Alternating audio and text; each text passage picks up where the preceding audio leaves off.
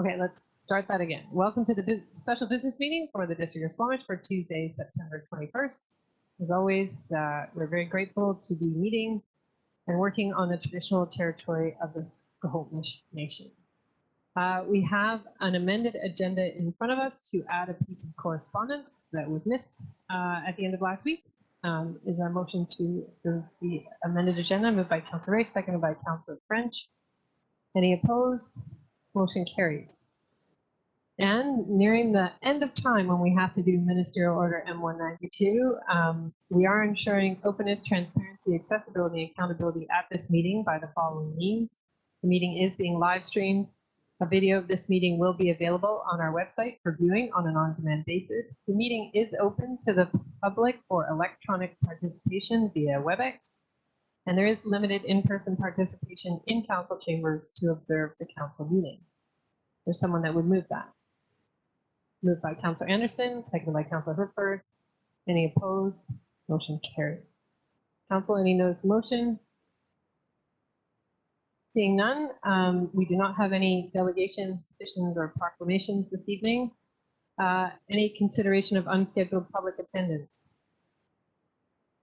So this is anyone that feels they have an issue for council that needs to be addressed prior to our meeting 2 weeks from now. Okay, not seeing anyone. We do have two timed items tonight. First up is District of Squamish zoning bylaw number 2200-2011 amendment bylaw for 1257 Commercial Way, number 2752-2020. So this is a public hearing. So I have a little lengthy blurb to read here. This public hearing is being held pursuant to the Local Government Act requirements to allow the public to present and to provide submissions to council respecting the proposed bylaw, which is amendment bylaw for 1257 Commercial Way, number 2752-2020. Everyone present will be given a reasonable opportunity to be heard or provide a written submission. We want to ensure that no one is discouraged or prevented from making their views known, whether speaking in favor or against the proposed zoning amendment. Please ensure that your remarks are relevant to the matters contained in the proposed bylaw. Please note that the public hearing is not an opportunity for members of the public to have their questions answered by staff or by council. Any questions or points of clarification can be directed to staff by contacting the planning department. Please note that this public hearing is being recorded and web streamed live, and the recording will be posted to the district website. Members of council may ask clarifying questions following presentations. Council is here to listen and will not debate the merits of the proposed bylaw with the public or each other during the public hearing. Up to and as part of this public hearing, the public has had the opportunity to make submissions to council. If any submissions were received, they are available for review and comment and have been included as part of staff's report. Any submissions received after the agenda was published have been added to the electronic agenda and to the electronic public hearing package available on the district website. Any submissions made during the hearing can be reviewed during the hearing by viewing the electronic agenda. Submissions will be uploaded by staff as they are received. I will now ask the planning department to outline what the bylaw is proposing. Thank you, Mr. Daly. Thank you, Mayor Elliott.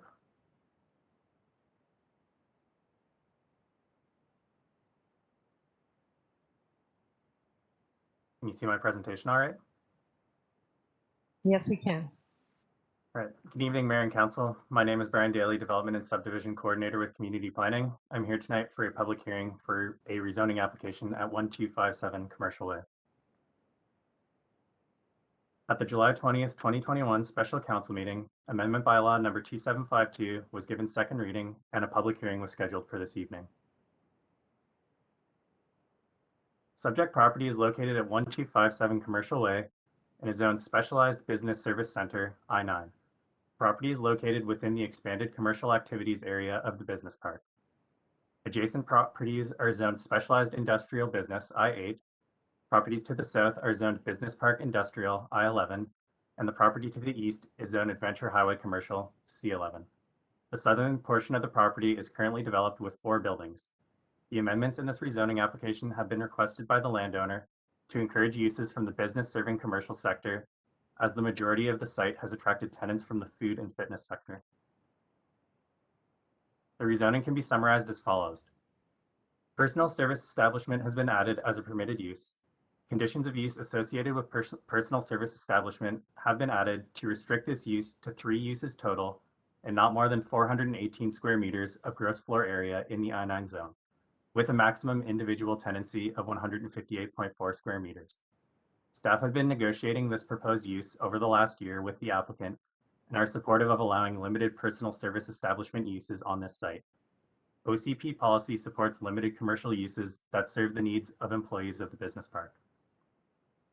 Conditions of use associated with business and professional office minor have been removed to allow more flexibility for this use to occur in the I-9 zone. OCP policy supports offices that are not used by the general public on a day-to-day basis, such as consulting firms, software firms, and research and development companies in the business park. The shortage of office space within the district continues to persist.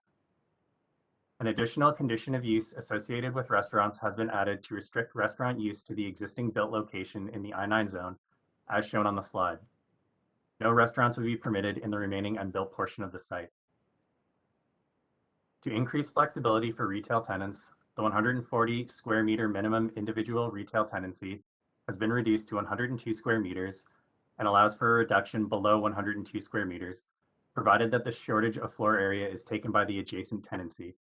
This amendment is intended to allow for more flexibility for potential retail tenants. The 140 square meter minimum tenancy size has made it difficult for the landowner to attract retail tenants, and the larger size may discourage smaller local businesses from locating there. The language limiting retail store to business and employees serving goods and services has been removed. This language is vague and challenging to interpret. The maximum gross floor area of all retail, restaurant, postal outlet, and financial institution uses has been reduced from 5,574 square meters to 4,181 square meters. This reduction was offered by the proponent in exchange for the addition of limited personal service establishment use in the I-9 zone. There is approximately 1,400 square meters of restaurant space currently on site. The reduction in overall GFA associated with these uses will allow for a greater proportion of gross floor area of the unbuilt portion of the site to be available for other uses in I-9, such as light industrial. It should be noted that the property owner made this application for rezoning, and it is not a district-led rezoning. Staff are supportive of the amendments requested by the applicant, as they are supported by OCP policies and will lead to a more diverse mix of uses in the zone. If this rezoning is not successful, there is a risk that a number of future tenants in the unbuilt portion of the property will be restaurant, which would limit the diversity of uses in this zone. Legislated and district processes for engagement were followed for this application. A development proposal sign was installed on the subject property, and the project was posted on the online development showcase. Notices of the public hearing were published in the Squamish Chief and were mailed and hand-delivered to properties within 100 meters. No comments have been received. Staff recommend that following the public hearing, Bylaw 2752 be given third reading. That concludes my presentation. Thank you, Mr. Daly. Before I go to the public, I'll just ask council if you have any clarifying questions for Mr. Daly. All right, I'm not seeing any hands. So while there is limited in-person participation for the public in council chambers, there is no one here. So I'm going to be speaking to anybody that is watching online. Details to participate via telephone or electronically via WebEx will be displayed on the screen. For those who have logged in from your computer or watching the live stream of the meeting, instructions are also included on the district's website. In order to get on the speakers list, if you are on the telephone, please raise your hand, so to speak, by dialing *3. Or if you're on WebEx on computer or the cell phone app, open the participant panel and click on the hand icon. Please note that there will be a moderator who will communicate with speakers. When it is your turn to speak, you will receive a voice prompt via telephone or a dialog box via WebEx if you're on your computer or cell phone. on the app. Please remember to put your hand down after you finish speaking by just, again, hitting *3 on the telephone or by clicking the hand icon again on WebEx. Please commence your remarks by clearly stating your name and address or neighborhood. Please note that speakers will be given up to 5 minutes to address council in order that everyone has an opportunity to speak to council. If you've already spoken and then wish to speak again to provide more or new comments, please raise your hand once again, as I've indicated. And once all other speakers have been offered the opportunity to speak, I'll come back around. So I will look to our moderator this evening, Terry, and see if there's any hands. Thank you, Mayor Elliott. We do have a couple of folks online, but no hands at the moment. All right. So again, that's *3 if you're on the phone, or in the participant panel on WebEx, just tap the hand icon to raise your hand.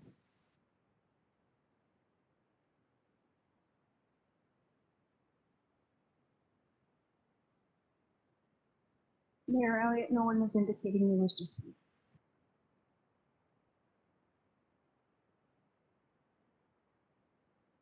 Seeing no speakers and just glancing around to make sure there's no further questions from council. If there are no further speakers, and it is a requirement that I ask 3 times if there's anyone else who wishes to speak before we can close the public hearing. So for the first time, is there anyone else who wants to speak or make a submission? *3 or raise your hand on the participant panel. For the second time, is there anyone who wishes to speak or make a submission? And again, that's *3 or raising the hand icon in WebEx on the participant panel. And for a third and final time, is there anyone else who wants to speak or make a submission this evening?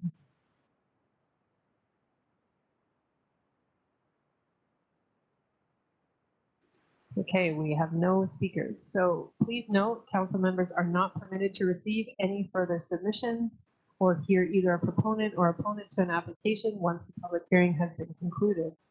So this means that we can't speak to people out in the community or receive emails or phone calls on any of the bylaws until a decision on the bylaw has been made.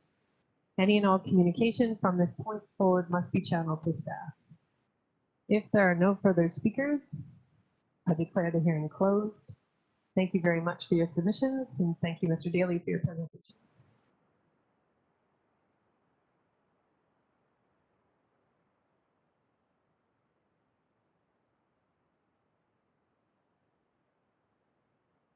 So next up on our agenda, we're on item 8A1. This is development permit number 537 with variances. This is located at 1115 Enterprise Way. And I will turn it over to staff. Good evening, Mayor and Council. I'm just going to share my screen. Start the presentation. Is everybody able to see the presentation? I Yes, can only we can. see Armand, but he's nodding, so that's good. Okay. Good evening, Mayor and Council. My name's Asia Phil, planner in the Community Planning Department. Tonight I'm presenting Development Permit 537, located at 1115 Enterprise Way. The application proposes a single light industrial building on a vacant disturbed site located in the southern end of the business park. The site plan is shown here. The 10,000 square foot building is devised into 2 units. Building tenants haven't been finalized, but are expected to be motor vehicle repair and service uses. There are 6 variances requested, and I'll speak to these shortly. The applicable OCP land use designation is industrial business. The site and surrounding area is zoned I-11, Business Park Industrial, which allows for a range of light industrial uses. DPA 1 applies for protection of the environment. the development proposes to restore a portion of the site adjacent to an orange-coated ditch, which drains from Enterprise and Production Way into Britannia Slough. DPA 2 applies for protection from flood hazard, and a flood covenant is a requirement of DP issuance. And lastly, DPA 9 applies to regulate the form and character of the industrial development. The proposal meets most of the DPA 9 guidelines. Some of the landscaping guidelines have not been fully addressed, but staff are of the opinion that in this southern area of the business park, a slight relaxation of the guidelines are appropriate given the intended vision for this portion of the park to host industrial developments that are more on the moderate or heavier side of light industrial. I'll now speak to the 6 variances requested, all of which are supported by staff for a similar rationale that a slight relaxation of the zoning regulations facilitates a more viable industrial development and increases the amount of employment space achievable on these smaller sized industrial lots. So variances 1 and 2 would allow the wildproof waste enclosure to be placed within the front and side yards in the northwest corner of the site, outlined in red on the site plan here. This is the most functional location for the enclosure and enables pickup by a waste contractor. There's not enough room for the enclosure to be placed at the rear of the site without reducing the size of the building due to the turning radii required. Variance 3 would increase the maximum height for the combined retaining wall and fence from 2.44 meters to 3.00 meters. This variance is generated by the need to raise the site about a meter to meet the flood construction level. The location and extent of the fencing is shown as the red dotted line on the site plan here. Variance 4 would eliminate the requirement for a continuous landscape strip along the front and rear property boundaries in order to screen the parking lot. Staff support the elimination of the front strip as the applicant is proposing dense plantings within the district's road right-of-way boulevard area in order to screen the development. And the property backs onto the McGee Greenway corridor to the south, and this provides ample screening for the Dentville residential neighborhood. Variance 5 would reduce the parking requirement from 19 spaces down to 17. The original site plan provided 19 spaces, but by relocating the waste enclosure to the front yard, plus adding a requirement to provide a landscape island to break up the row of parking, this resulted in a loss of 2 spaces. Staff view the waste enclosure location and landscape islands as beneficial and an acceptable trade-off for the loss of 2 spaces, and we're supportive of the variance. And finally, variance 6 would reduce the loading requirement from 2 spaces down to 1. The applicants confirmed that for motor vehicle repair and service uses, most of the parts deliveries are quick stops. They're smaller sized delivery vehicles, and unloading would happen at the bay doors at the front of the building. And so staff are also supportive of this variance. The project as proposed generally meets the objectives of DPA 9. Staff reviewed the project and variances with the aim of balancing the competing objectives of maximizing the developable area while trying to ensure the development has a positive impact on the public realm. The project aligns with the OCP policies listed here, including maximizing existing employment lands and maintaining industrial employment opportunities within the business park. DP 537 was posted to the district's development showcase. No requests for a public information meeting were received, and no public information meeting was held. Variance notices were sent to properties within 100 meters of the subject property as per the legislative requirement. No comments have been received. The staff recommendation is that Council authorize DP 537 subject to the registration of a flood covenant. And I won't read through the 6 variances again. These are detailed in the agenda package and the staff report. That concludes my presentation on DP 537, and I'll pass it back to the chair for questions. Thank you, Ms. Phillip. Questions from council. First one is from Councilor Herford. Thank you. The in between that property, the subject property, and the one to the east, there's what, from our presentation, I gather, is informal access through from Dentville. And I was wondering how that would be, that particular piece would be affected by the proposed development. Yes, through the chair, that trail connection is not located on the subject property, but it is located on the an adjacent private property. And to my knowledge, there is a storm right-of-way that connects and allows for the trail to run between Enterprise and the McGee Greenway corridor. So that is not located on this subject site, but they are doing riparian restoration directly adjacent to the trail on the subject property.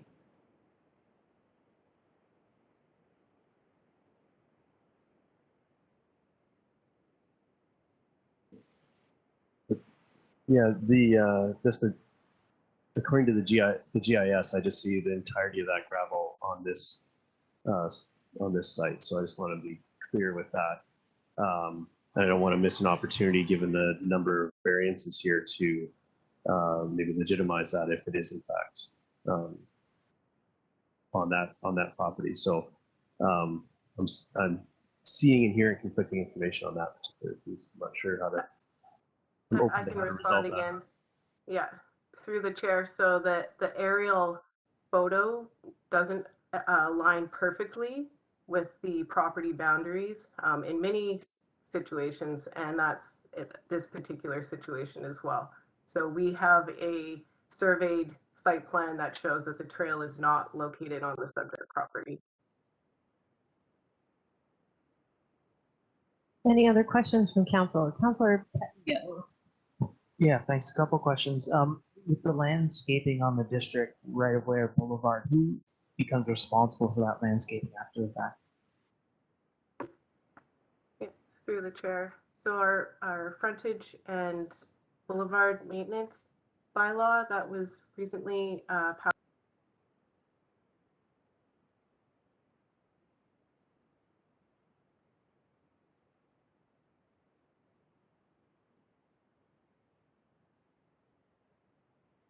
Unless I hear otherwise. So Ms. Phillip, your Wi-Fi cut out there. So can you start your answer again? Yes, apologies for that. Are you able to hear me now and see me? Yes. So start from the recent boulevard and maintenance bylaw. You got that part, yes. So that bylaw requires that the owner of the subject property maintain the boulevard area.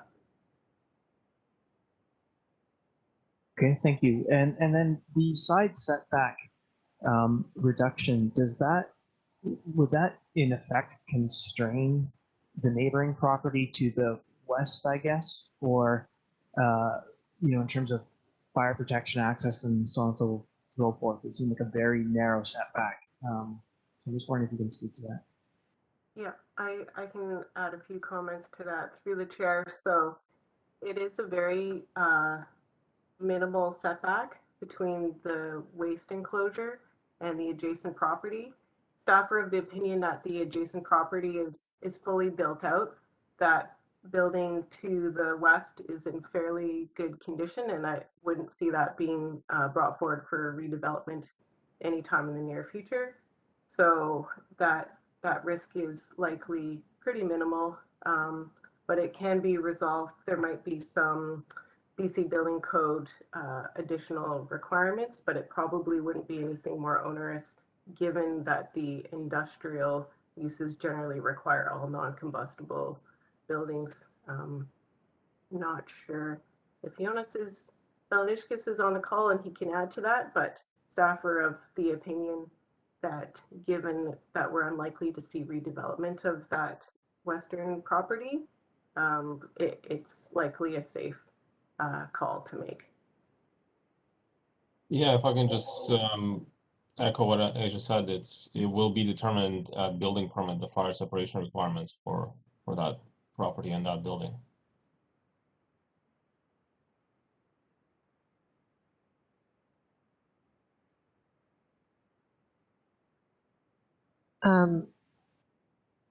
Ms. Phillips, on the ADP feedback, there was one that said retaining wall improvements needed.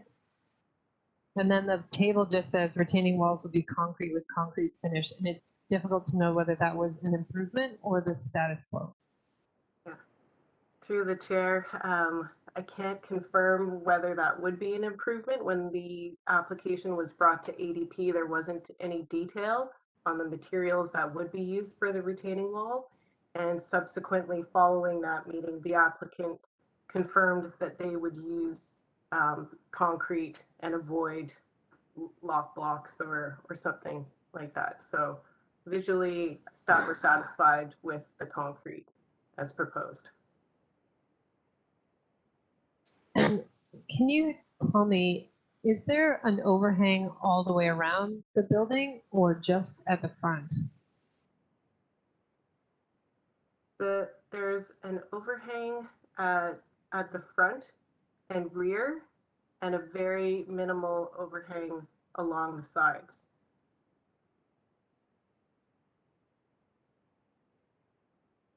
Thank you. Any other questions, council, before I go to the public? Councilor Panga. Yeah, just if I can follow up on the side setback, does the building code specify a setback, or say, you know, if you have at least this much setback, then just use whatever materials you want, and when it starts to get narrower, that's when the material specifics get a lot more specific.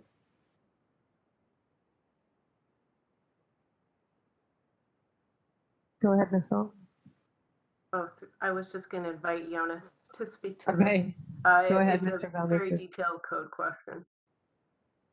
Thank you, and I will preface it that I am not a building official, so my understanding is very limited on the building code, but I believe that I'm not sure if there's a cutoff from a building code perspective of you know, a no-go zone next to the property line, but the closer you get to the property line, the less openings you can have, and there would be different materials required, you know, if you were proposing something that is combustible.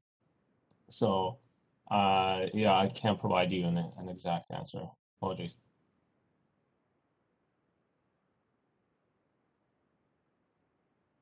All right, and Ms. Phillips, is it a requirement of this zone to have end of trip facilities? It looks like maybe they do, but just curious if it's a requirement of the zone. Through the chair, the size of the development didn't trigger the need for any end of trip facilities. Okay, thank you. So not seeing it in our hands, the proponents and members of the public will be given the opportunity to be heard electronically, in person, or by telephone, or from your computer with respect to the proposed variances to District of Squamish zoning bylaw number 2200/2011. There are 6 proposed variances to the zoning bylaw as outlined by staff in their presentation. The first has to do with accessory buildings and structures being varied from not being located in the front yard to being located within the front yard. The second has to do with the location of the accessory buildings. This will change from located not less than 1.52 meters from any side or rear lot line to 0.03 meters from any side lot line. The third is about retaining walls and around the combined height of the fence and wall shall not exceed 2.44 meters. That would change to 3 meters. The fourth variances is around design criteria for landscaping from a continuous landscape strip, not less than 2 meters wide, to be screened with a continuous landscape strip not less than 2 meters wide, except along the front and rear property lines. fifth variances is for off-street parking requirements, varied from 19 spaces to 17. And finally, the sixth variance is off-street loading requirements from 2 spaces down to 1. Details to participate are on the screen so that people know how to participate by telephone or WebEx. In order to get on the speakers list, raise your hand on the telephone by dialing *3 or on WebEx by opening up the participant panel and clicking on the hand icon. When it's your turn to speak, you will receive a voice prompt via telephone or a dialog box via WebEx. Please commence your remarks by clearly stating your name and address or neighborhood. Please note that speakers have a maximum of 5 minutes to address council. And if you're experiencing technical difficulties, please use the chat function to send the host a message, or you can email hearing@squamish.ca. So we'll open it up to the public. *3 on your phone or in WebEx, open the participant panel and raise your hand with the hand icon.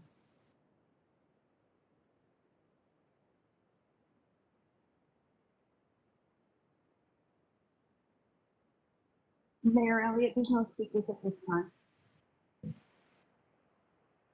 Thank you. I feel like we should have like interlude music just to give people a chance to think about it. All right, so while people are thinking about whether they want to speak, *3 on their phone or raise their hand in that participant panel, I will go to Councilor Herford, who has another question. Thank you.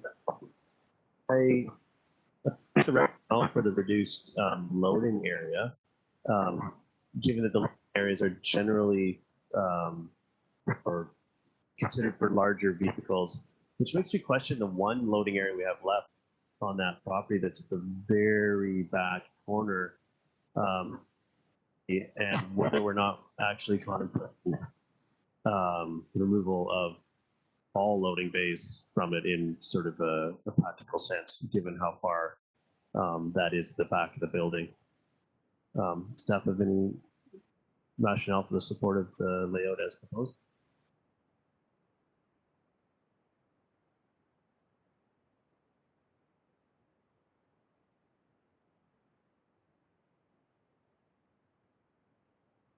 Ms. Phillips, did you hear that question? We can't hear you. Apologies for that. Yeah, just to confirm as Councillor Herford's question about the viability of that rear loading space location. Yeah, so just to speak to that a little bit, I mentioned it in the presentation, but it's expected that the vast majority of the loading is really going to run through the 2 tall loading bay doors that are at the front of the building. And that's really going to be the main point of service for the development. The space at the rear, there is, I'm just trying to get the measurement on it. It's about 5 meters wide.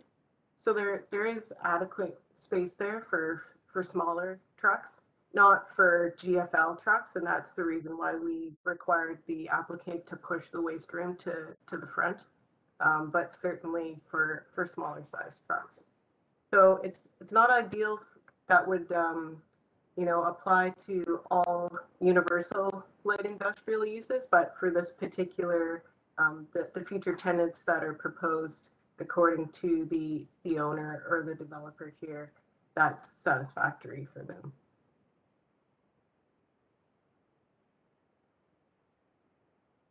All right, we're going to check in with our moderator again. So anyone from the public that would like to speak to this?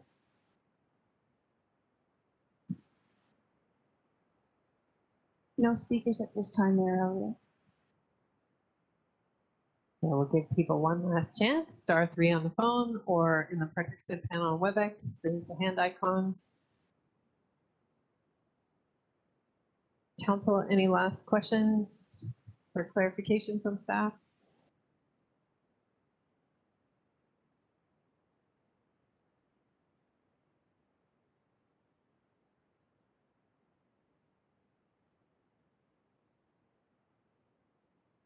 And looking to our moderator, any hands?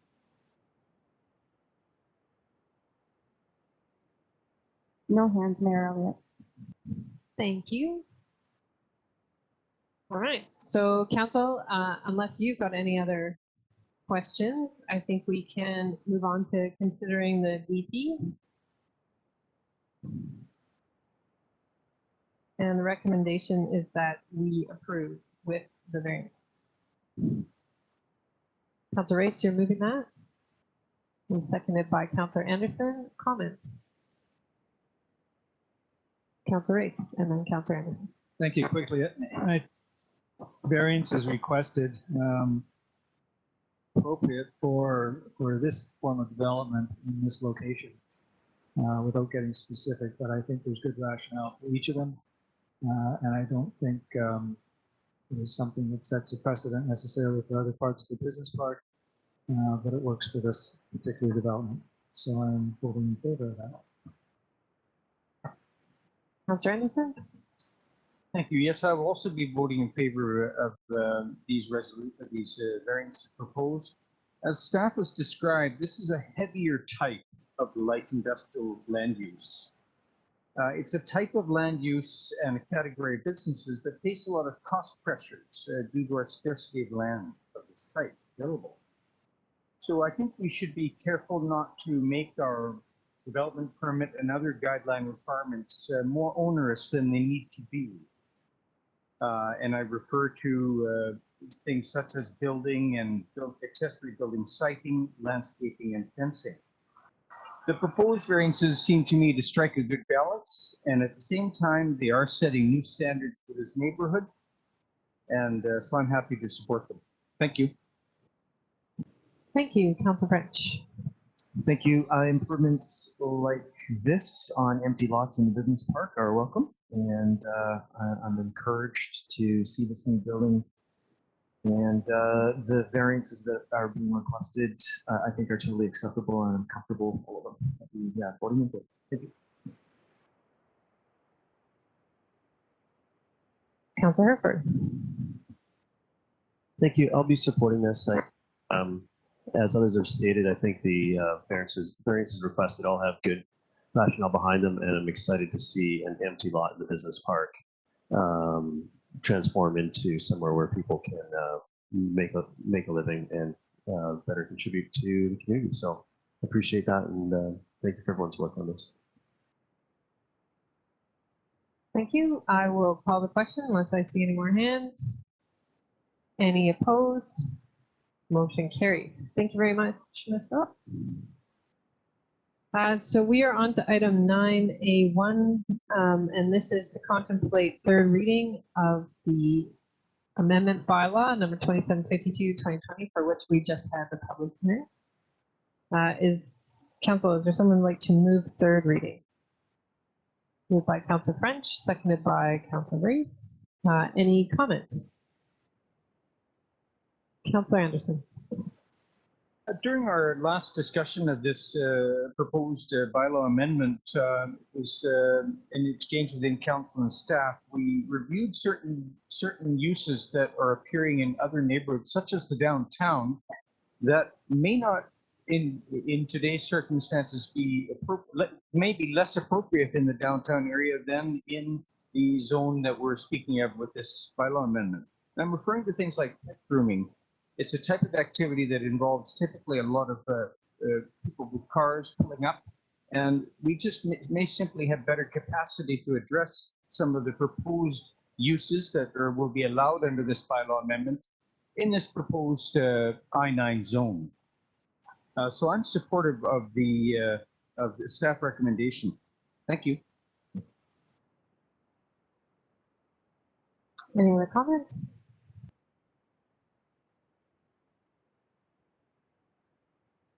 Not seeing any. Certainly, I think this bylaw is supportable at third reading. I think staff, the proponent, have found a good balance between uses to make sure it's a little bit more varied than what we're seeing now.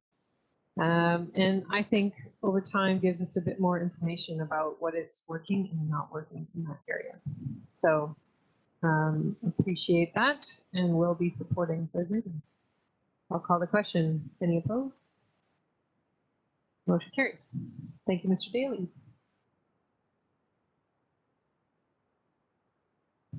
All right, under 9B1, we have a District of Squamish temporary boring for the main fire hall in Valley Cliff. The Capital Works Bylaw number 2851/2022 be adopted. Moved by Council Ray, seconded by Council Pettengill. Any comments? Call the question. Any opposed? Motion carries. Moving right along, we're on to item 10A1. This is the Squamish Lillooet Regional District Furry Creek Neighborhood Referral Response. And I am turning this over to Mr. Velmes. Through the chair, I would like to start the presentation. So if someone. Oh, sorry, Ms. Phillip. Presenter doll. Okay. Great, thank you. Just let me cue the presentation up here again. All right. Can someone give me a nod if they see that the presentation is up? Thanks.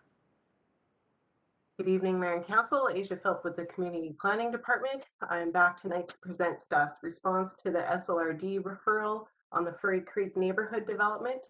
This includes an OCP and zoning amendment bylaws. These amendment bylaws were given first reading by the SLRD board in July of this year. So the current Furry Creek developer submitted a development application in 2019, but the history of this project goes back to the early 90s when a different developer and the SLRD board and staff of the day established a development plan for Furry Creek, which was secured via historic land development agreements, which conveyed specific development rights and are still in play today. Very little of the original development has been built to date, and after several ownership changes, the current developer wishes to proceed with the remaining majority of site development. The developer worked with SLRD staff to revise the development proposal and are proposing an overall decrease in the number of residential units, but in a more dense, diverse forms. So essentially, they're proposing more multifamily and less single-family units. The project now proposes a maximum of 870 dwelling units, 120 of which would be secured as affordable housing. They're also proposing 120 tourist accommodation units. 1,400 square meters of community commercial is proposed, although SLRD staff indicate that this is likely to increase through continued tweaks to the proposal as it goes through readings. Other neighborhood amenities to be provided by the developer include a community center, childcare facility, a transportation hub, fire hall, and firefighting equipment. The project would be built over at least 8 phases, with the provision of community amenities tied to various phases. So staff took a collaborative approach to this referral, with numerous staff reviewing and commenting on their areas of expertise. Staff reviewed the development proposal through the general lens of achieving a complete community that would meet the needs of existing and future Furry Creek residents, including provision of adequate employment options for future residents. Staff comments are focused on highlighting potential spillover impacts to the District of Squamish. For example, if the development does not provide adequate childcare or school facilities for the projected population, this could potentially lead to additional pressure being put on the district's childcare facilities. So I'll quickly run through some of the key staff comments from the referral response. On the topic of employment, staff suggested the proposal be analyzed to determine whether the current amount of commercial space is adequate to serve the development. On transportation, staff requested that the SLRD continue to engage with the district as well as BC Transit to ensure coordination of the proposed private shuttle service with our existing transit systems. The development of a new community also provides a great opportunity to build out active transportation connections right from the very start, such as separated bike lanes. On affordable housing, the proposal appears to align with the SLRD Housing Needs and Demand Study, which recommended a minimum of 15% of new residential units be affordable. Staff suggest a portion of this housing should be further secured for workers in the neighborhood, particularly ECE workers. Continuing on the topic of childcare, staff suggests that analysis be done to determine whether the current amount and type of childcare space proposed is sufficient for the expected population. Squamish Fire Rescue reviewed the proposed level of fire service, and they suggest that it doesn't appear to provide an adequate level of resourcing, particularly for the later phases. Staff suggests that the amount and type of parks and recreation infrastructure be reviewed to determine whether this meets the needs of the future population. And this is also a good opportunity to explore creation of a regionally significant waterfront park that could service communities along the Sea to Sky corridor. And finally, a quick note that tourist accommodation as proposed is a welcome addition and anticipated to generate a positive spillover for Squamish. So thank you for your time tonight, and Jonas and I welcome any questions or comments on this referral. So I will pass it back to the chair. Thank you, Ms. Phillip. This report is for information, but it is useful, especially for the SLRD reps, myself and Councillor Pettingill. But I just want to see if other councillors have any questions before we move on to the next item. Councillor Pettingill? I'm just wondering, just to hear a bit more on staff's perspective on the alignment with the compact, sort of walkable, smart, complete communities that sort of throughout the new regional growth strategy, and the vision of which is foster balanced and equitable economic growth. And the reason I ask that is in phase 6, there's, it looks like 6 10-story buildings. In phase 4, I think there's another 6 or 8 6-story buildings. The later phase, there's 15-story apartments. And when you sort of divide the number of units, it seems like these are going to be pretty giant apartments, just sort of trying to do the math. And so I'm just trying to think about affordability beyond the prescribed affordable units. 5 of the homes can be 7,000 square feet. The other 45 homes can be up to 5,000 square feet. And so with the amount of employment space, you know, is there a job to walk to? The main employment seems to be a golf course, but in terms of complete community, you know, are staff confident that there is enough employment for people in possibly quite large apartments to afford those sorts of units? I'm just wondering.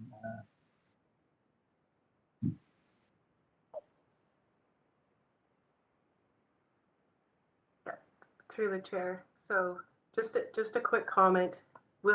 Staff reviewed this referral. We didn't get into the details of any of the proposed development. It was quite a high level cursory review.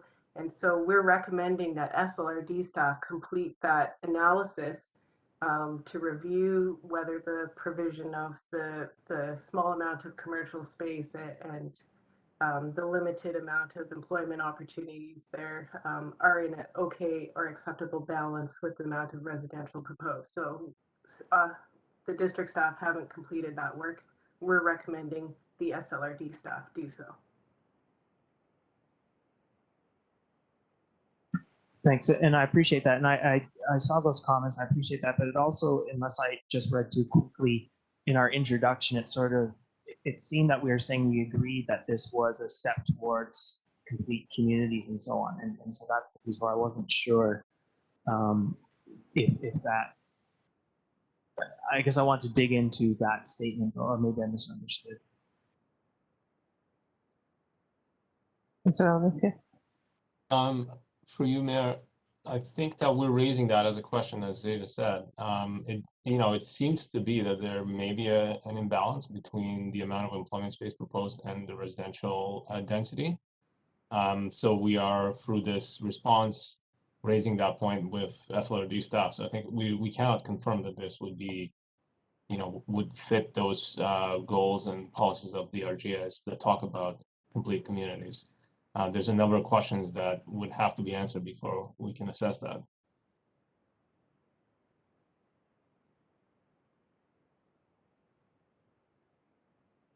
Councillor Reese?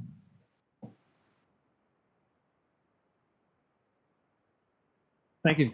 And I was on the board up until the end of last year, and so had some exposure to this.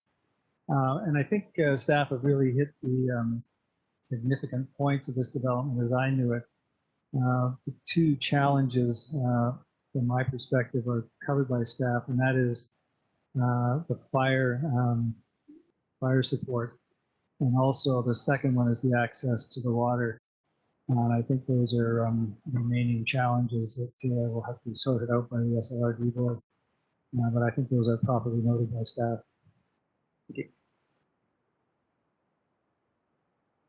I wonder, staff, under the goal 11, take action on climate change, we don't really contrast what's being proposed here with what is possible or required. And I wonder if there's the need to provide examples within the district, or at least refer back to the lack of active transportation, electric vehicle chargers, more walkable neighborhoods, greater commercial area, the possibility that by 2032, buildings should be net zero ready. That's not mentioned.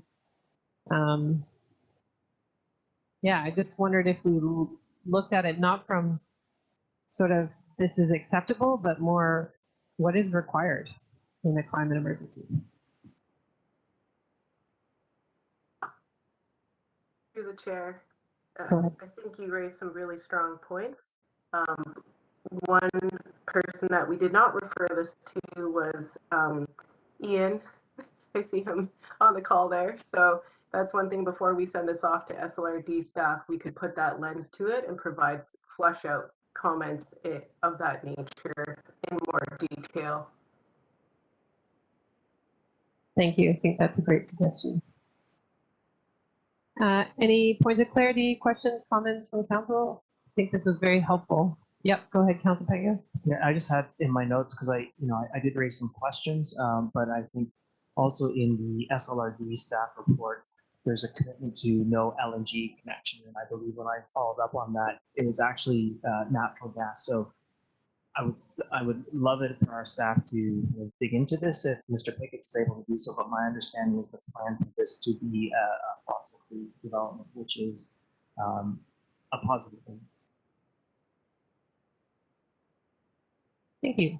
So I don't think we need to do anything. This was for information. Appreciate staff sharing this with us. I know there's another big development at Britannia Beach that will be referred to our staff as well. So appreciate the thorough approach to this one and the great feedback that I think would help make it a better development. So appreciate that. All right, moving on. We're on to item 2. Grant support for the Game Changer grant. I'm assuming I'm turning this over to you, Mr. Pickett. Yes, thank you very much. I'm just waiting for the ability to share content here.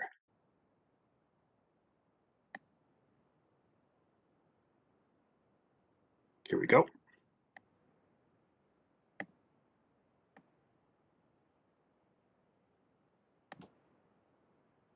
Okay, can everyone see the screen?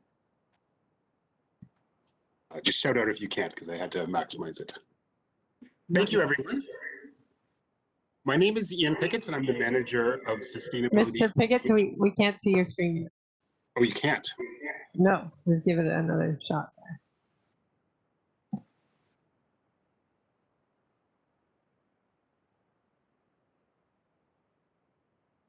Can you now? No. Oh, wait. Here we go. No. There we go. Thank you. Excellent. Thanks very much. Hello, everyone. My name is Ian Pickett, and I'm the manager of sustainability and climate change here at the District of Squamish. In the interest of time, I'm going to keep this presentation quite brief, but I'm very happy to have further discussion and answer more questions. We are here this evening to seek support for Squamish to participate in the Game Changer Grant Program in order to create an embodied carbon guide for BC communities. Embodied carbon refers to the greenhouse gas emissions associated with the creation of any product or service. So this includes material extraction, processing, transportation, construction, and end-of-life activities. This is particularly relevant to buildings. The embodied carbon of a typical building is in the order of 25% of total life cycle emissions. And as buildings get more efficient, it is going to become more in the order of 50% of total life cycle emissions, or even greater. The project that we are proposing consists of 3 phases. Phase 1 will result in a vision and clear scope for the initiative. Detailed analysis in both Squamish and Whistler will occur, as well as hopefully with a First Nation community partner. The modeling will guide the development of the reduction pathways for smaller communities. Phase 2 will evaluate and map out potential actions that a government can create, including policy measures, incentives, capacity buildings, and interacting with other levels of government to maximize effectiveness. Phase 3 is where we will create the actual guide to help communities at any phase of action to move forward. So we really want to be able to create tangible suggestion and policy templates that any community can take to advance this very important issue. There is no budget associated with this project because the funding solely covers consultant time. So we have 440 hours allocated to us going forward, and this does not include a fairly substantial amount of time that has already come into preparing this. There is the potential for minor costs to be incurred. For example, there could be expenses associated with hosting a workshop or for communications materials. These are expected to be quite minimal, and these can be readily covered out of the CCAP operational budget. This project is a partnership. Whistler and Squamish co-applied for the grant program from the Community Energy Association.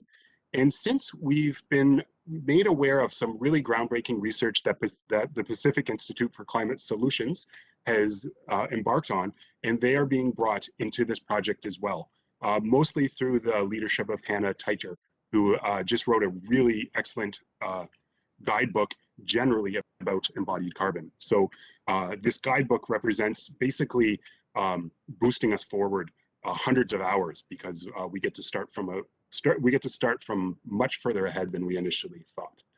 We've also invited a First Nations community to join, as I mentioned, and the British Columbia Institute of Technology and the Government of BC are other likely collaborators. This project, it helps us to achieve several important district goals. These are articulated in our official community plan and also our community climate action plan. It has obvious GHG reduction implications and other positive co-benefits associated with other strategic directions, including waste, circular economies, and economic development. The resolution is included on the screen in front of you. I won't read it all out, but I'll just pause for a second for you to scan it.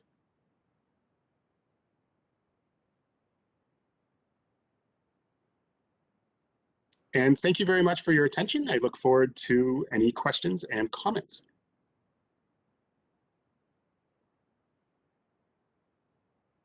Thank you, Mr. Pickett. Council, any questions? Go ahead, Councillor Anderson. Thank you. Mr. Pickett's a report that is cited in your report as being one that you will build on is the Pacific Institute for Climate Solutions recently published report, Making Embodied Carbon Mainstream. One thing I note about that report is that it has rather little focus on buildings and building materials. And I guess I'm just asking you to confirm that that is one area or topic that you'll be taking some extra steps beyond that PICS report. I do find it a little bit limited in what it set out to do in that area. Through the chair, you're absolutely right, Mr. Anderson. That's one area where we really think we can improve upon that guide. It was interesting because we actually found the guide after we submitted the expression of interest, but we realized quite quickly that there was still a real need for the additional learning that we can provide for this. A, more about embodied carbon in buildings, and B, more about buildings. Sorry, I'm getting a bit of an echo in there. That may be my fault, Mr. Pickett. I left my switch on. I have a follow-up then. You state that it may be anticipated that there may be more embodied emissions related to single-family homes and Squamish. That's a postulation. Of course, you're going to test that. My question is, other studies of this nature, and I'm referring to Europe, they will try to forecast the number, types, floor area, and location of new buildings that would be built in a specific municipality. Do that level of forecasting. Do you anticipate you might do that as well? And the outcome of the work often is to target a particular building type, say 2 to 6 stories or what have you.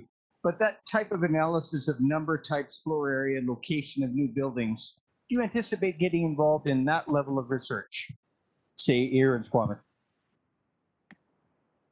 Through the chair, for new buildings, I do believe that we will start to get to that point where we can get a pretty good estimation of the embodied carbon of new buildings.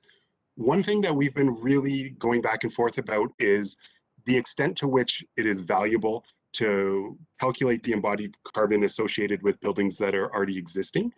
We are wondering if there's not an end to that information. So we are likely to focus more on new buildings. Thank you. Mayor Elliott, I just had one more question. Perhaps it is more of a comment for Mr. Pickett. I noted, Mr. Pickett, you mentioned economic development in your verbal presentation here. In the report, you do list our staff departments that may be involved, anticipated as project collaborators. However, economic development didn't come up there.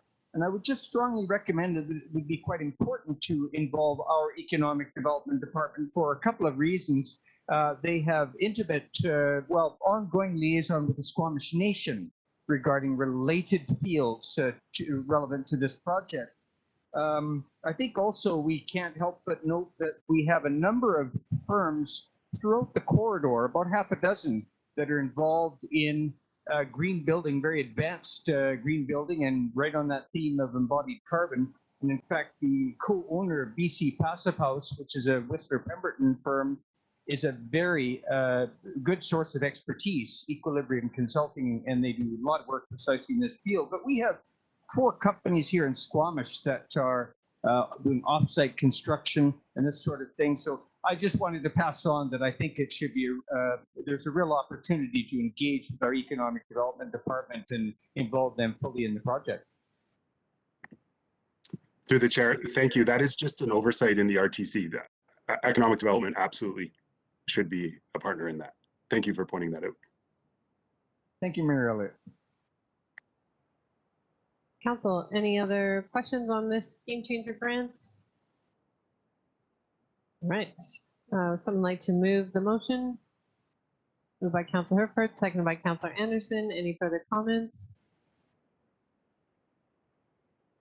I'm just really excited to see this go forward, Mr. Pickett. I think when we're collaborating, we get further faster.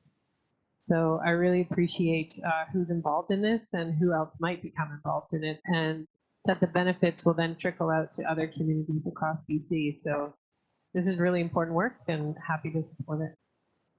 I'll call the question. Any opposed? Motion carries. Thank you. Council, how are you doing? Do you need a 5-minute break? Or can we keep rolling? Keep rolling. Okay. We're on to item 3, curbside recycling contamination remediation plan. We're being joined by Shannon White and Jeff Wint. Good evening and welcome back, Shannon. Thank you. All right. Good evening, Mayor and Council. My name is Shannon White, and I'm the integrated solid waste specialist with the District of Squamish. And I'm here with my colleague, Jeff Wint, who's the sustainability coordinator, to discuss contamination within our recycling system. So, sorry, next. Apologies, I can't see the screen. Did you need to share your screen, Ms. White, or were you expecting us to have your slide? Jeff got a slide deck. Can people see it? So we'll give Jeff the power and he'll put his slides up. Sorry, jumped the gun. I know how keen you are to talk about recycling. I just love it. Is that shared now? Not quite yet.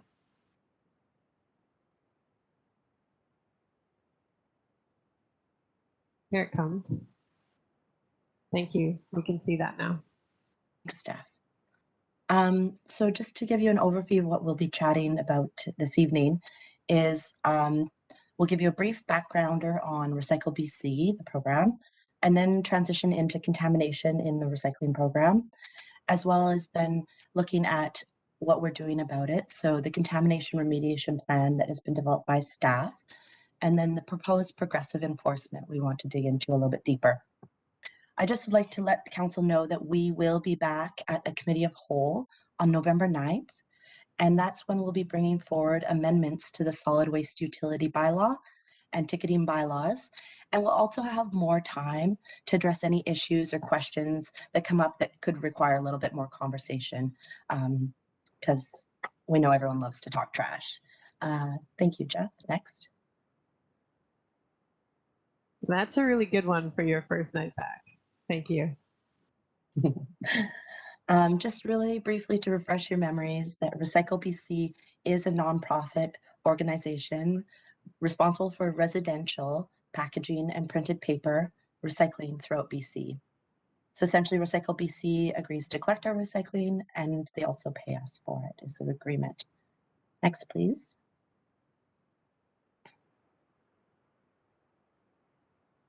So there is contamination within our recycling, and we know this because Recycle BC does perform regular audits where they really sift through loads, our loads of material, and then they share that information back to the District of Squamish through scorecards. They have a variety of different categories if anyone's dug into our latest scorecard that was attached to this report of contamination. And unfortunately, I'm really sorry to say, Squamish has one of the highest levels of contamination in the province. We have very enthusiastic recyclers, but unfortunately a lot of wish cycling happening. Next, please. So the District of Squamish has an agreement, a signed agreement with Recycle BC. And in that agreement, there's an acceptable level of contamination, which is a 3% threshold.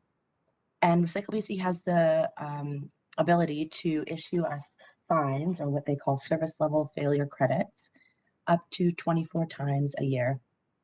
And that's if they find contamination over that threshold in an audited load. So the solid waste utility fee may not be impacted by these service level failure credits. However, it's not a solution and we must clean up our contamination and address it. Otherwise, in the long term, Squamish could lose its contract with Recycle BC, and that would result in increased costs for the district. And with that, I'd like to let Jeff take over.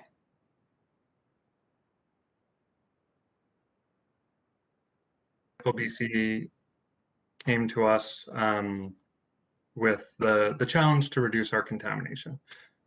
So they said to us, your contamination is too high. Basing their numbers on the December 2020 audit, we had 7.26% not accepted material. So the not accepted material is that material that's not within the Recycle BC EPR program. So items like books, scrap metal, garbage, textiles, going into that recycling bin and going into the Recycle BC program. So what they've said to us is they've said within 1 year from August of this year when we submitted our initial plan to them, we want to see that contamination reduced by 25%. So that not accepted material from 7.26% down to about 5.45%. When Recycle BC asked us to present this contamination remediation plan, they gave us a list of best practices, initiatives that have worked in other communities to help lower that contamination level, and different elements that they wanted to see in the plan. So promotion and education, monitoring, training, enforcement, and then tracking. With the promotion and education, what we really see that as is giving residents the tools to be able to recycle properly. So we've released a podcast. We've been doing the pop-up depots to talk to people and help collect some materials. But really the webpage, the communications tools, our Waste Wizard, our What Goes Where guide, and the Recycle BC website that has the full list of acceptable products. That's really the information and the tools for residents to be able to make the right decisions when they are at their recycling tote. The monitoring and the enforcement, we really see those as opportunities to create feedback loops for residents. So if they are uncertain or not putting the right things in their tote, that's a chance for us to go back to those residents and say, hey, you've put this in your tote. We need to find other disposal options for it. So if it's that scrap metal, it can go in the scrap metal bin at the landfill. If it's an electronic, it needs to go to one of the depots where we can take the electronics into those EPR programs. So really trying to create those feedback loops for residents to get them the information that they need. The training part for Recycle BC is really internally focused between ourselves and the collection contractor. If we look a little bit more at the proposed progressive enforcement plan, this is going to be largely done at the curbside. So drivers, auditors, looking in totes, when they find that contaminated material, leaving tags for residents, again, to try to create that feedback loop and provide the resident with the correct information. So we have a number of steps to make sure that we actually get to talk to that resident. You can see on step number 3, we're hand delivering a letter to really try to create that conversation with the resident so that we can find out why that contamination is going in there and where that misunderstanding is, so that we can make sure that we get the right message to that resident. And then also if there's a challenge or some a lack of clarity in some of our materials, to make sure that those are fixed so that we're getting the right message out to all residents. And then it's really only at that point, at the 4th time that a tote's contaminated, that we would issue a fine. Back to you, Shannon. Thanks. And with that, the staff recommendations are that council receive the contamination remediation plan for information. The staff bring back to council proposed amendments to the solid waste utility bylaw, the notice enforcement bylaw, and the municipal ticketing bylaw to allow for fines to be issued for repeat offenses of contamination. Next. With that, we just wanted to say thank you and open up to any questions there are. Just like to remind you again, we will be back on November 9th if folks want to really dive into this or have other questions. And we'd also like to remind you that Waste Reduction Week is coming up in October from the 18th to 24th. Thank you.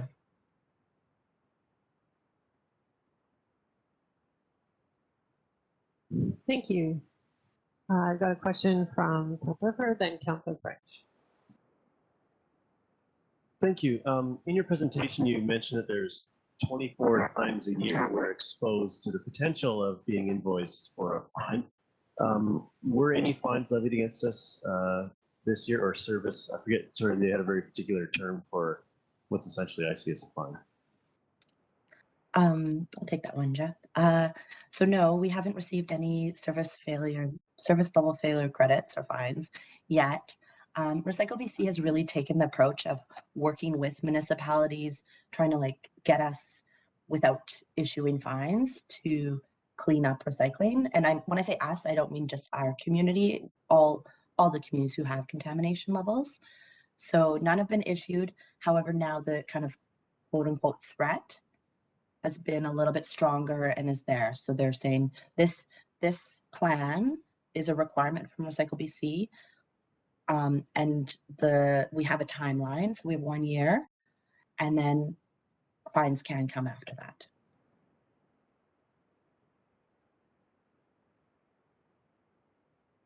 Thank you. And I'm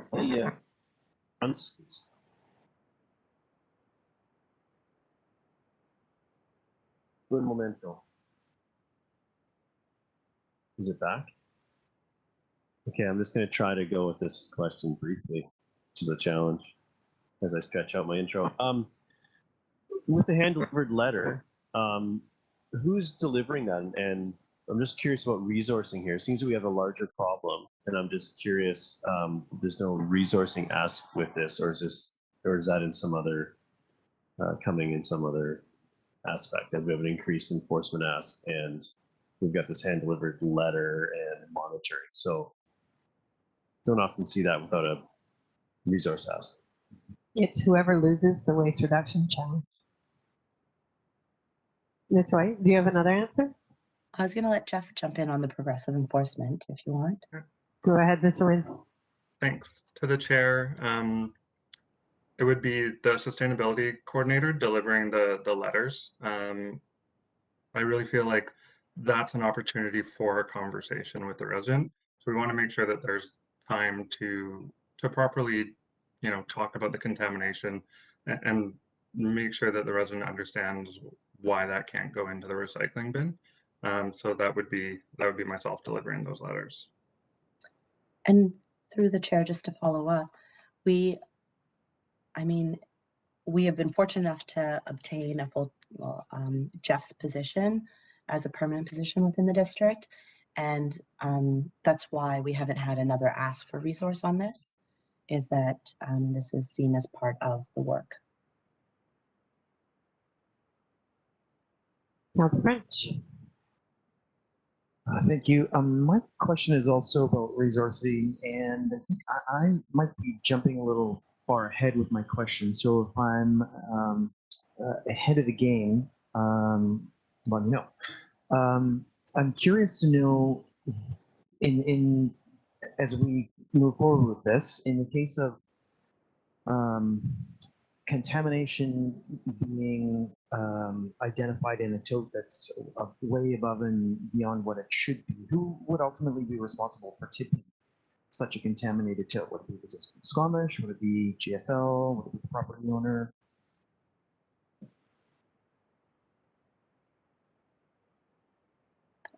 Jeff, do you want to answer? To the chair, to clarify, if a tote was very contaminated, who's responsible for emptying it? Is that the question? Yep. Great, thank you. Yeah, under the solid waste bylaw currently, service is provided for totes that have the correct materials in the totes. So if a tote has, a recycling tote that say has some carpet and a piece of wood in it, which is not acceptable material, it can be left, and then it's up to the resident to take those materials out. Okay, thank you. Can you just clarify, Mr. Wynn? There's two numbers in our report. We need to achieve a level of incompatible material of 11.5% and not acceptable material of 5.5%. And I read that graph above, and it looks, or the table above, and it looks like not accepted material is in the same category as incompatible, which is, so can you just clarify which one's which and which one we're reducing, or whether maybe we're reducing all of them? Through the chair, yes. The total non-compatible material, it actually incorporates different types of contamination. So when Recycle BC does their audits, they're auditing material into the not accepted material, which is that material not in the Recycle BC program. So like I mentioned, carpet, wood, diapers, things like that we unfortunately find in the recycling totes. It also includes what's called missorted material. So that's material that's within the Recycle BC program, but should not be in the curbside tote. So that's the glass, styrofoam, soft plastics, flexible packaging. And then there's also unsortable material. So that would be acceptable material that's been put in a bag, or material that is unrinsed, or what we would call nested. So if you jam all of your plastic bottles into each other. So that total incompatible material takes those larger contamination categories, and it's our total contamination level. Sorry, and just to clarify, the one that Recycle BC is really focusing on for this contamination remediation report is that not accepted material. So it's that material that's not within the Recycle BC program. All right, but our education program is going to span all of the categories, but we're most focused on those things that people really should be sending to landfill or another place. To the chair, yes, we want to try to clean up all of our streams, or the entire stream. So we will be talking about glass and soft plastics, and not putting your recycling in bags, making sure it's clean and rinsed. But the big focus will be, as you say, on the not accepted material. But we do want to clean up the whole stream. And just to add through the chair onto Jeff, what Jeff's saying is, so that 15.4% is what ultimately we need to get down to 3%. But Recycle BC's taking baby steps with us, I guess you could say. And we get to start with one category, which is this one. Do you have a sense of, I know we're one of the highest in the province, which is terrible, but we also have we don't have a system where people sort. We have one bin and then a depot. When you compare us to other communities with a similar system, what is their contamination rate compared to ours? Like, is anyone at 3%?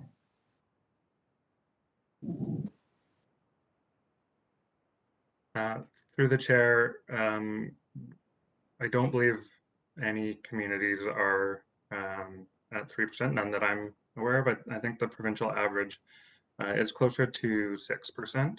As you say, with the automated tote collection like we have, it is a slightly higher average, which we can find and share with council. I don't have that in front of me right now, though.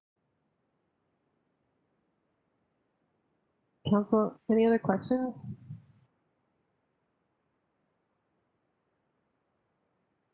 Okay.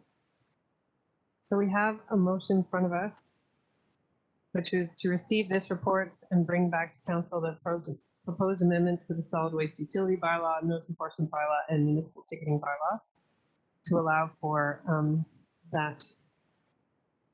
for fines to be issued. Moved by Councillor French, seconded by Councillor Herford. Councillor French, you wish to comment? Yeah, thank you. So speaking in favor of the motion, I look forward to getting to the point of targeting those who consistently contaminate the waste system and getting a strong message to the few who put the bulk of the contamination into the system. Should, I think, lead to significant waste diversion improvements, and making those who don't care pay for their apathy. You should force them to start sorting their waste and dealing with it in a way that's consistent with the program as it's designed. And I like the idea as well of continuing to acknowledge those who do care and those who do take the small amount of time that it takes to clean and sort recyclables through positive reinforcement. Thank you. Councillor Herford. Thank you. I'm supportive of this direction. I am conscious that we've been discussing the people that are participating in our recycling programs, and I like to assume they're doing the best they can. I'm also, and I agree that education and a sort of phase enforcement is needed to get that behavior to sort of fine tune that. I also am concerned with the residents that sort of don't fall into this category but are putting out into their garbage just to choose a number 90% recyclable materials, and we're not getting into our recycling streams. So I don't want to. I want to make sure that we don't lose sight of that as we are trying to increase our diversion rate. And if the recycle bin becomes a scary place, it may result in fines, and it's just safer default to put it into the garbage. I don't think that we're achieving our overall goals. So I'll leave that with staff to consider as we go forward into and continue our work in this area. But it is something that I've been thinking about as I've been contemplating this. So, but thank you for your work on this particular piece of it. Councillor Race. Thank you. And I'm supporting this. It's interesting. I sort of prided myself a little bit when I got a Recycle Champion sticker as a result of a recent audit on my street. But I think when I listen to this, I think one of the strongest components of this will be education. Because as much as I paid attention to this, I didn't know about some of the things I heard tonight, for example, nesting. And somehow that had escaped me before, and I didn't know that that was not a preferable tactic. So I think education, I think, is going to be, from my perspective, one of the main components of this. I think most people try to comply with these rules, but as I say, there's always something that pops up that you may have not heard of before. Thank you. I will support this, although it leaves me with a lot of questions. And so I agree with Councillor Herford. What happens when people just take their wish cycling and just then throw it in the landfill bin? So I wonder on November, when you come back at Committee of the Whole, whether we can talk about what is the timing of our waste audits and how would they align to let us understand the impact of this program and this education. I also wonder about equity and access. So right now the depot is open from 7 a.m. till 3 p.m., which is not convenient for anybody, not in the majority. So I'm either taking kids to school or at work. So I don't get that. That's our depot. But also if I don't have a car, if I'm injured, we're assuming that everyone can get to the depot. But if you take the bus, you're taking all your recycling on the bus. Do people do that? I don't know. So these are questions that I have around whether our system is actually easy to follow. I mean, we could do a ton of education, but is there more we need to do?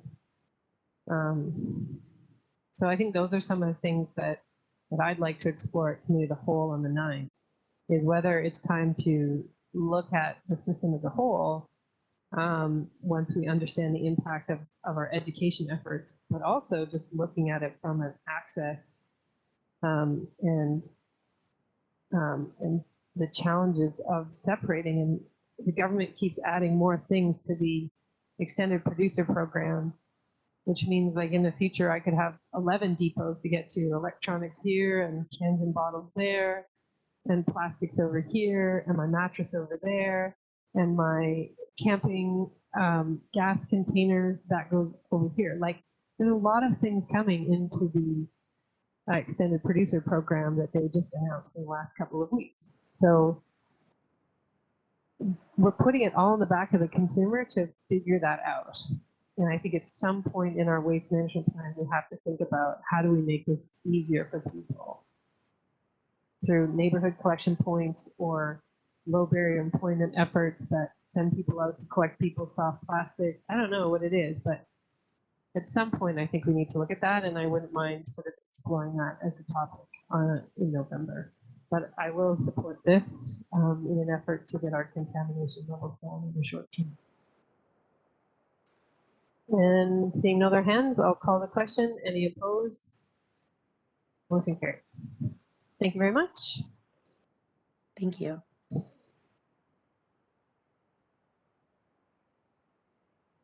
We're on a little bit of a green theme, and our next item, item 4, is compensation for free transit for children 12 and under, which we established in 2017 on our own, and the government caught up to us. Now we're going to get a little money back. So I will turn it over to staff for this presentation. Exactly. Good evening, Mayor and Council. My name is Chris Wickham. I'm the Director of Engineering. I seem to have a light directly over my head shining awkwardly across my face. I apologize for that.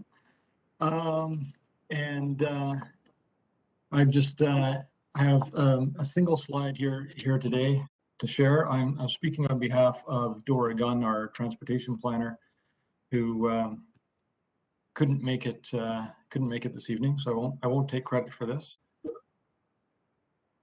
I will, however, there we go. So as the mayor said, she stole my thunder. We did it 4 years ago the District of Squamish Council voted to provide free transit to children 12 and under in an effort to increase ridership and produce a transit riding culture in Squamish. The provincial government has decided that that's a great idea and decided to extend this throughout the province. As a result, they have calculated what they believe each community's lost fare would be and are offering that funding to support the program. And they require a signature of an agreement to access that funding. So up until now, the Squamish taxpayer has been paying approximately $1,190 a month. Not each, that's in total to all taxpayers, to support this program in Squamish, and now the province will be funding that instead. So the recommendation is that the District of Squamish authorize signing of the letter to bring Squamish under the program and receive access to the provincial funding.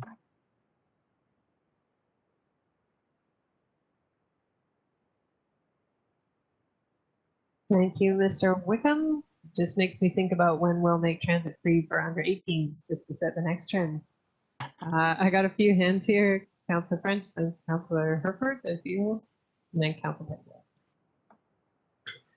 Thank you. In the letter from Rob Ringma, he notes that we were required to sign and return the agreement before September 1st. So just wondering, are we too late, or have they indicated they'll accept this a little after September 1st?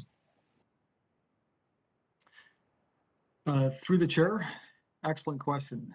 Yeah, we are often presented with tight times by BC Transit, and they are usually amenable to shifting. So this is the earliest we could get it on the agenda, and they are amenable to that small change. Thank you. Councillor. Thank you. I was actually going to move staff recommendation, so if there was Councillor Young may have had a question. Councillor Pettier. Yes, thank you. So two things. I think in the report it said their estimates were based on child demographics in the capital region. Is there any opportunity to ask them or point out that we probably have higher proportion of children here and maybe we deserve a little bit more money? Through the chair, I absolutely agree that we deserve more money. The way that the calculation was done was that they looked at the Capital Regional District number of children and number of children riding the bus in this age group, got the ratio of those two things to say that this percentage of children are riding the bus, basically, and then applied that to how many children we have in the district. So they use the Capital Regional District to get this fudge factor, the very scientific factor, and then apply that to the actual number of children in each community. So it's a semi-scientific and adjusted for our actual demographics. Okay, thank you. And my other question, picking up on the mayor's point, how difficult is it, or would it be for us to take that new support from the province and just extending to 16 or 17 or 15 years old, whatever that number would allow us to make free? Through the chair, that's a budget decision that can be made by council, just as we did with the 12 and under. We have the control over that. We collect the fares, and all fare revenue comes to the community. So we can make the decisions based on that through council.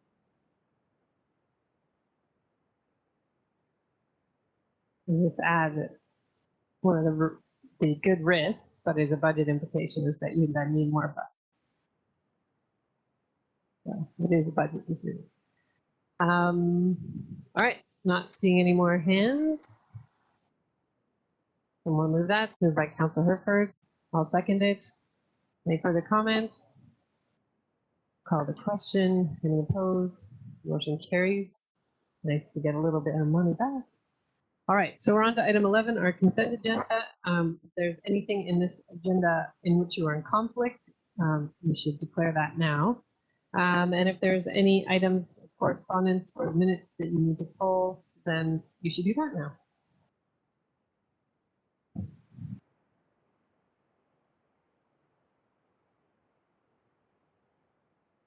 Not seeing any hands.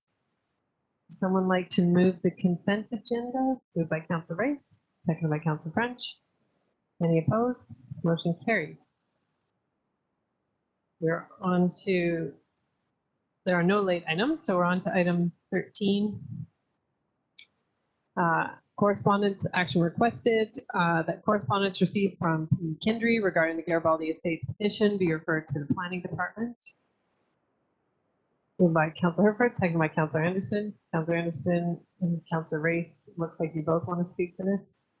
Go ahead, Councillor Anderson. Thank you. This is a significant petition. Quite a number of people taking the time to contribute comments. I think that we've discussed our goals and engagement approach regarding the Garibaldi Estates neighborhood plan a number of times over the past several months. I think we should be careful not to overemphasize that the district is going to lead in education initiatives. We haven't stopped our engagement. We're still gathering views and gathering input from the public and from the neighborhood. I think there's a risk to be seen to be a little bit heavy-handed and maybe misinterpreted as being prejudicial. So that is something to avoid. Something that we might emphasize is that the goals of our neighborhood plan are in addition to assessing future densification opportunities. We have other goals with this neighborhood plan: to assess neighborhood amenities, where to put them, traffic, and active transportation improvements. This is something that for us to emphasize, and I just voiced this in passing this on to staff, so that we want to have a balanced process that isn't skewed in the debate towards narrower parts of our objectives. Our objectives are broad with this neighborhood plan, and we should reassure the public and the neighborhood that this is so. Thank you. Councillor Rice. Thank you. I tend to agree with Councillor Anderson, and I think, you know, this is not the only thing we've received. All members of council have received quite a lot of emails over the past several months with similar concerns and questions.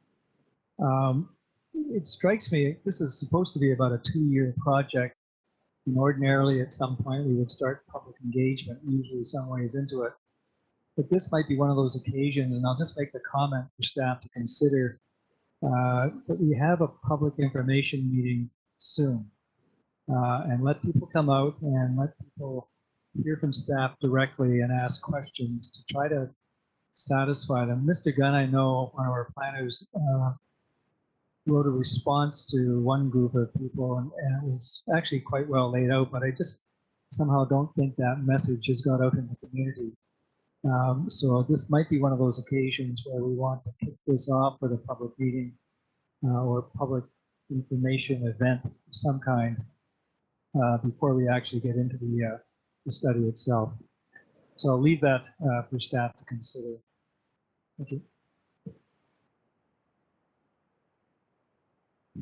Any other comments on this one? I think this is an example of what happens when a developer tries to get in front of a community planning process and lit people's fire before we had even begun engagement. So there's lengthy engagement to come, and we're just into stage 2, neighborhood and community context, and that will include starting to engage with the community. And so staff have been just gathering technical reports, certainly written to the developer that has been quoted here, to let them know that the risk is all theirs at this point and that there is no guarantee, and we are certainly not rezoning anything. We don't do that in neighborhood plans. We just provide a roadmap for how the community feels the neighborhood should develop over time. So I look forward to the engagement beginning. We now have our Let's Talk Squamish application that we'll be using, and certainly hear the concerns of this community, but we haven't even started the conversation yet. So hold on to those thoughts, and we'll be out there shortly. I'll call the question. Any opposed? Motion carries. We have a letter from Heinzman, T. Sanders, K. Andrews about the Constellation Festival. They're looking for a letter of support. Council, it's for your consideration. I'll move the letter of support. Is there a seconder? Seconded by Councilor Herford. Any comments? Councilor French? Thanks. Based on the past history of this event, these organizers, I think that the group is worthy of a letter of support, and I'm glad to see that we're headed in this direction. Thank you. Call the question. Any opposed? Motion carries. We have correspondence from L. Duffy, COVID protocols. This be referred to the Director of Recreation by Councilor Herford, second by Councilor French. Any opposed? Motion carries. That correspondence received from Childcare BC New Spaces Fund regarding applications now open for Childcare BC New Spaces Fund be referred to the planning staff. I know for certain they're already working on this, but we'll move that. Moved by Councilor French, seconded by Councilor Race. Any opposed? Motion carries. And that correspondence received from Minister Chen, Minister of State for Childcare, regarding the new BC Spaces Fund be referred to the planning department as well. Moved by Councilor Race, seconded by Councilor French. Any opposed? Motion carries. We have recommendations from Committee of the Whole from September 14th that the District of Squamish receive the second quarterly financial report for information. I'll move that. Is there a seconder? Seconded by Councilor Anderson. Any opposed? Motion carries. And that council received the Village on Bailey Street rezoning report for information, and that comments and feedback provided by council at the September 14th, 2021 Committee of the Whole be referred to staff. Moved by Councilor Race, seconded by Councilor French. Any comments? Any opposed? Motion carries.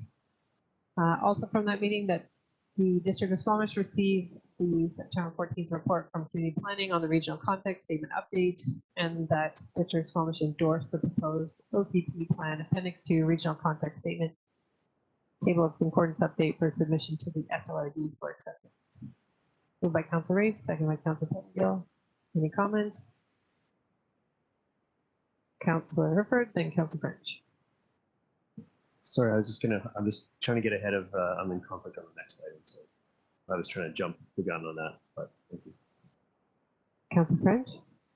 Thank you. Just staying consistent with the way I voted originally on this particular issue, I will not be supporting this motion.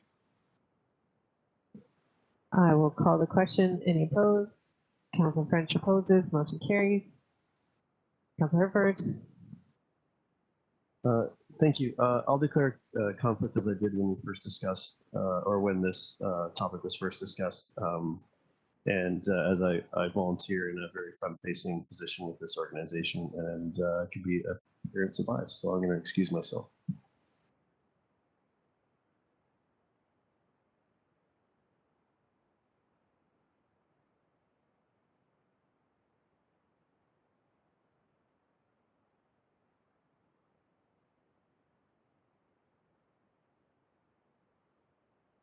Someone move that? Moved by Councilor French, seconded by Councilor Pettengill. Any comments? Except for it was a fantastic event on the weekend. Call the question. Any opposed? Motion carries. Okay, Councilor Herford can come back in. Any business arising from the minutes, Council? Seeing none. Open question period. I don't think there's anyone online, but I'm looking to know. And council or staff announcements. Councilor Herford. This past Saturday, I had the honor of hosting the 64th annual Squamish Days Lager Sports Festival. And it was amazing to see the turnout of the community. We had a sold out crowd. And just as planned, the rain stopped in the nick of time. It was a beautiful day.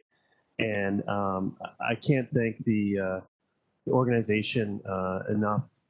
The community really came together and put on a show that usually takes somewhere in the neighborhood of 6 to 8 months of work, and they did it in 40-something days. And I like to think that to the audience, that wasn't evident even. And we put on a full show, and competitors came from all over the world. And it was great to see all the community groups come out and that benefit from the event and do their piece. So looking forward to the 65th next year, where the sun's maybe a little more guaranteed in August instead of this September date. Was a little dodgy, but it was great to see everyone out, and I could just feel the energy of the community really missing being together and celebrating together. So it was great to see that, and hopefully it's a sign of things to come as we potentially move through this pandemic phase of our lives. So thank you. Any others? Yes, I concur, and I know Councilor Anderson was there. It was a very good time, and I think people were genuinely excited to be together. Although some a bit nervous, it was pretty good, but fun. Any other announcements? I will just mention that this weekend on the 26th is Squamish River Watershed Society is hosting the annual Rivers Day celebration at Naughton Park in Valleycliff.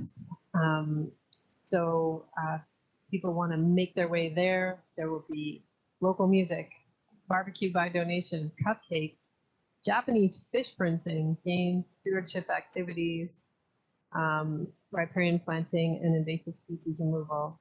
So that is from 11 to 3 on Sunday at Naughton Park, and the barbecue is from 12 to 2. So thank you to the team for organizing that. And I attended an event on Saturday night down in West End to celebrate the designation of the Captain House Sound as a biosphere region.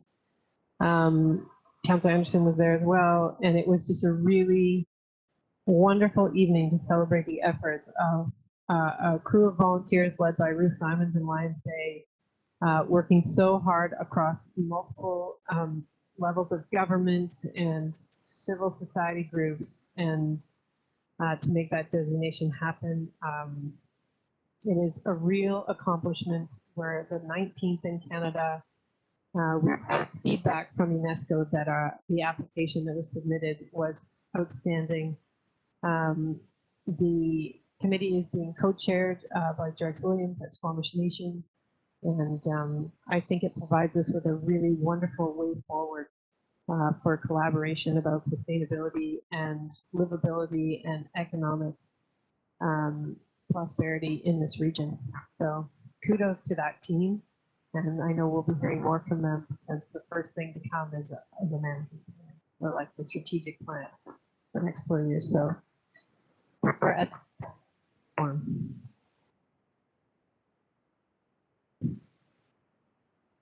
All right, with that, motion to terminate. Moved by Councilor Herford, second by Councilor French. Any opposed? Motion carries. Thanks, everyone. Thanks to the staff that supported us tonight, and thanks, Council.